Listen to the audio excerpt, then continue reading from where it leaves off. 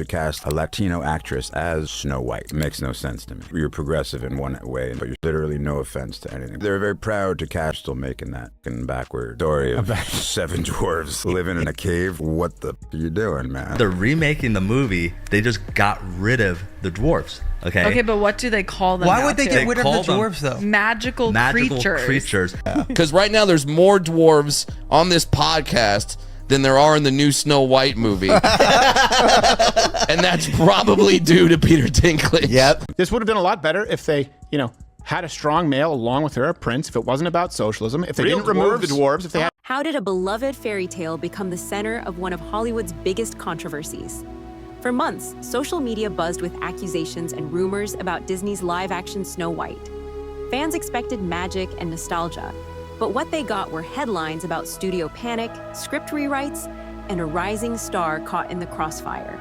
Brace yourself, because once we peel back the layers of this so-called Snow White disaster, it becomes clear there was more at stake than anyone imagined. Rachel Zegler was riding a wave of acclaim, propelled by her breakout performance in West Side Story. Hollywood saw her as the next big thing, a charismatic young actress with vocal talents that made her a natural fit for a Disney musical. When Disney announced her as the new Snow White, many applauded the decision. It seemed like a step forward, an opportunity to recast a classic role with modern inclusivity in mind. Yet, the backlash started almost immediately.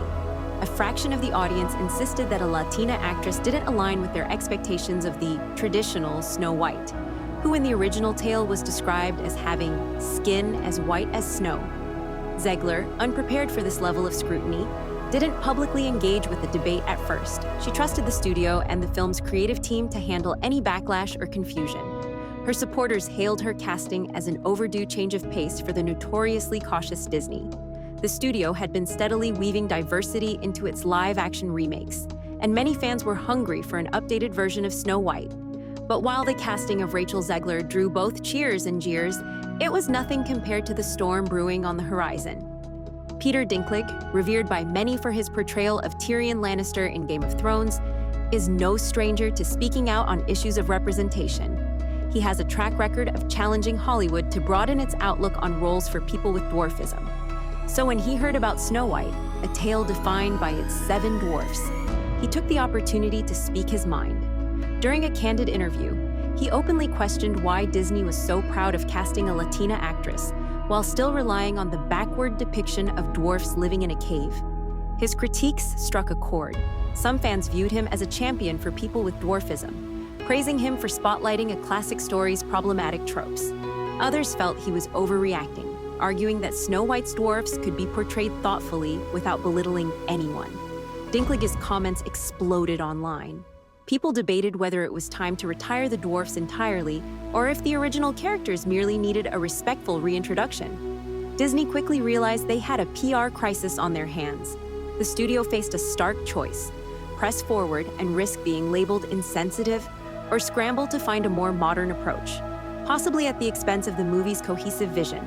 Almost overnight, rumors surfaced that Disney was rethinking everything about Snow White's supporting cast. Some leaked reports claim the dwarfs had been transformed into magical creatures, possibly to avoid the dreaded label of stereotyping.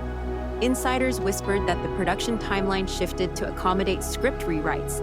Scenes were either dropped or hastily reworked. From there, the sense of panic only deepened.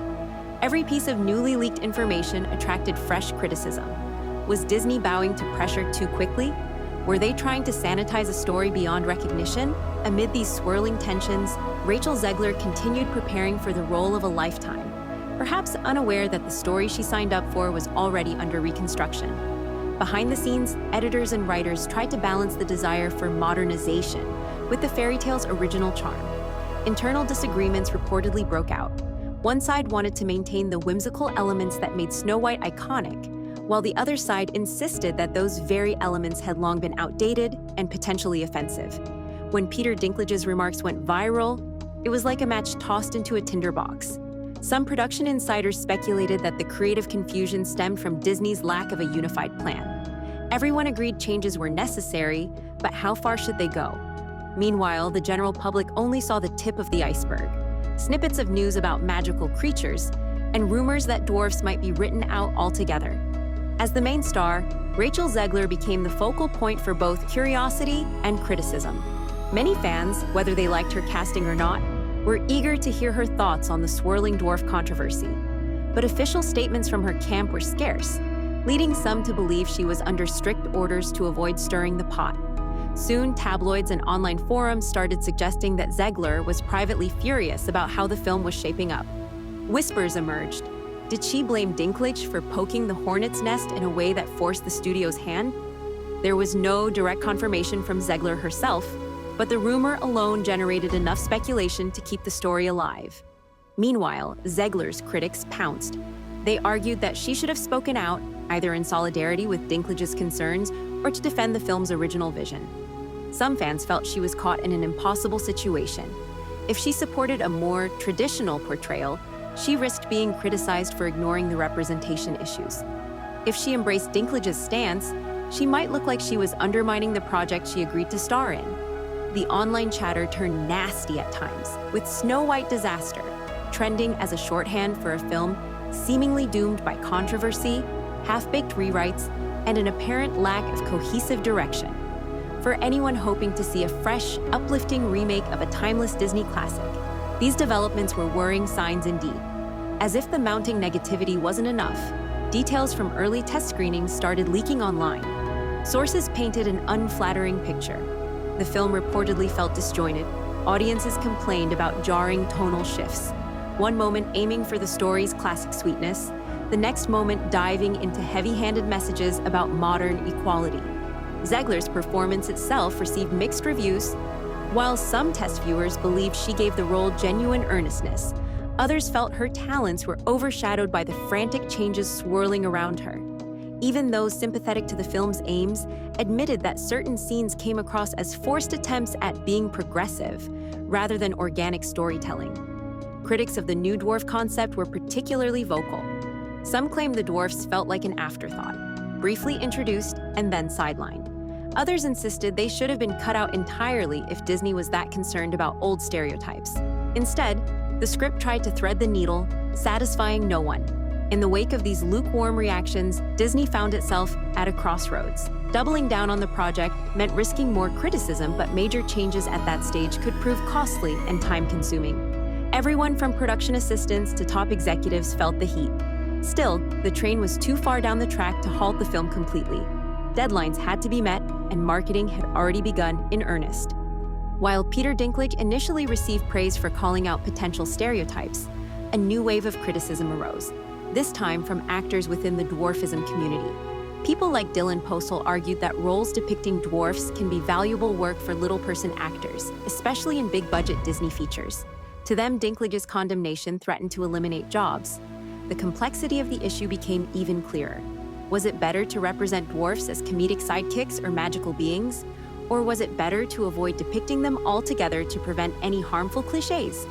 Dinklage maintained his stance that reimagining old tropes was essential, but some insisted that Snow White's dwarfs were never intended as mere jokes. They pointed to the original film's effort to give each dwarf a distinct personality and name, a pioneering approach back in 1937. Suddenly, the story was no longer just about Rachel Zegler and Disney. It became an industry-wide debate on how to handle dated fairy tales, especially those featuring characters who could be interpreted as stereotypes. In many ways, the controversy outgrew the film itself, transforming into a broader reflection on Hollywood's ongoing struggle with representation. With the film in production, the internet filled the gaps with speculation. Some claimed that Zegler had meltdown moments on set. Others whispered that Disney was preparing a second Snow White film entirely, possibly starring Jenna Ortega, to distance itself from the fiasco. While few of these claims had solid proof, they gained traction anyway, feeding off the film's existing controversies. Zegler's fans rose to her defense, insisting she was doing her best in an impossible situation. Critics of the project, however, latched onto every rumor as evidence that Disney had gone too far in trying to fix something that might not have needed such drastic revisions. Meanwhile, official Disney spokespeople kept a low profile.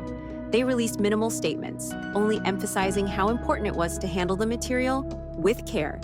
But that careful approach seemed absent from the chaotic swirl of gossip and half-truths taking over social media. The more Disney stayed quiet, the louder the rumor mill got. When Snow White finally hit screens, it limped into theaters under a cloud of dire headlines. The resulting box office receipts were underwhelming, reinforcing the sense that a once promising adaptation had suffered a nearly fatal blow before the general public even had a chance to see it. Critics were harsh. They described it as a clumsy patchwork of outdated lore and forced modern twists, a film that never quite found its own identity. Reviews singled out the dwarf's portrayal, whatever was left of it, for criticism. Some insisted the depiction was neutered to the point of irrelevance, while others felt the film had lost its whimsical heart. Zegler's performance drew both praise and skepticism. A few reviewers called her the film's bright spot, while others saw her as too inexperienced to carry a project mired in controversy. As for Peter Dinklage, he largely sidestepped the film in subsequent interviews, leaving fans to wonder if he believed his criticism had been validated, or if he regretted the wave of complications his comments unleashed. Rachel Zegler, for her part, moved on to other roles, but her name remained synonymous with the Snow White disaster. In the weeks and months that followed, Disney's live-action strategy faced heavier scrutiny than ever. The fiasco forced executives to consider the delicate balance between preserving the magic of vintage stories and addressing modern audiences' expectations. Could the two coexist without diluting each other? Industry insiders use Snow White as a cautionary tale. Don't rush to appease public outcry without a clear, creative vision.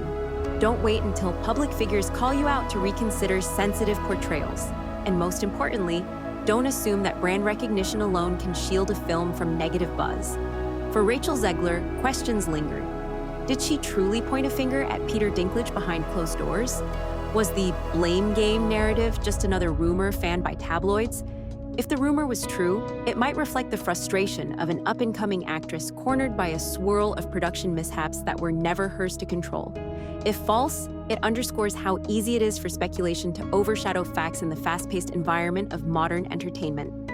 Ultimately, the Snow White controversy highlighted a bigger conversation about progress, representation, and the power of public commentary. One comment from a respected actor set off a domino effect. The fiasco that ensued was bigger than either Rachel Zegler or Peter Dinklage. It was a stark reminder that when an iconic studio tries to reshape a timeless fairy tale, even the best intentions can go terribly wrong if the vision is muddled. Sometimes, a single spark can ignite a firestorm. And in this case, Peter Dinklage's remarks were that spark. Disney tried to course correct midstream, only to find itself adrift in a sea of competing interests. Rachel Zegler bore the brunt of the fiasco, cast under the glare of a controversy that overshadowed her talent. Critics and fans alike labeled the film a disaster, a cautionary tale about what can happen when big-budget ambition collides with public scrutiny. Yet beneath all the noise lies a crucial lesson. Progress and tradition aren't always mutually exclusive. Fairy tales can evolve for the times, but only if the entire creative team shares a clear, unified plan from the start. Otherwise, you're left with a fractured product that leaves everyone blaming someone else. Whether or not Zegler truly pointed fingers at Dinklage, the takeaway is the same. No story can thrive under pressure if it's torn between too many visions. And so, we're left with a question for the future. Will Hollywood learn from the Snow White crisis and craft more thoughtful remakes? Or will history repeat itself the next time a beloved classic hits the big screen? Time will tell, and the answer may reveal just how far we've come in balancing respect for cherished tales with the demands of a new era.